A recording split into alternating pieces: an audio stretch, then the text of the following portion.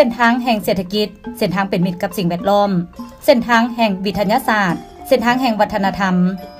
นครหลวงเวียงจันทร์ใจกลางด้านการเมืองเศรษฐกิจและวัฒนธรรมของสาธารณรัฐประชาธิปไตยประชาชนลาววังเวียง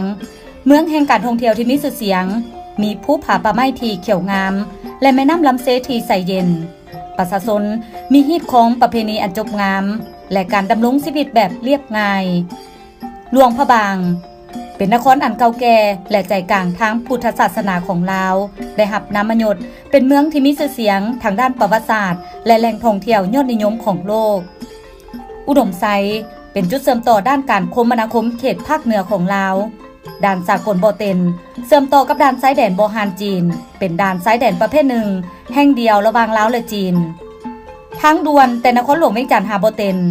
แม่นทิศเริ่มจากใต้มุ่งไปสู่เหนือโดยผ่านนครหลวงเวียงจันทร์แขวงเวียงจันทร์หลวงพระบางอุดมไซและแขวงหลวงน้ำทา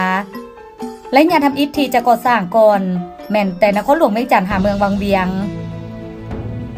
กลุ่มบริษัทก่อสร้างลงทุนแขวงจุนนานได้มีแผนที่จะนำไส้เครื่องขนจักรและเทคนิคที่มีความทันสมัยในการก่อสร้างสั้นพื้นทางและสั้นหน้าทาง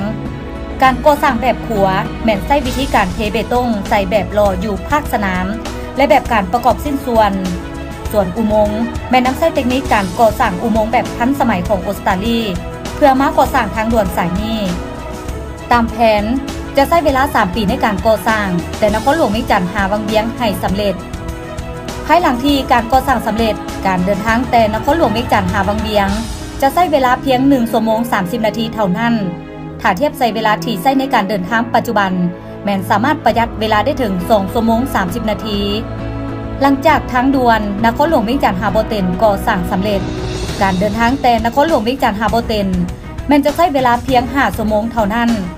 ถ้าเทียบกับเวลาที่ใช้ในการเดินทางปัจจุบันแม่นประหยัดเวลาได้ถึง10 ชั่วโมงเส้นทางด่วนสายนี้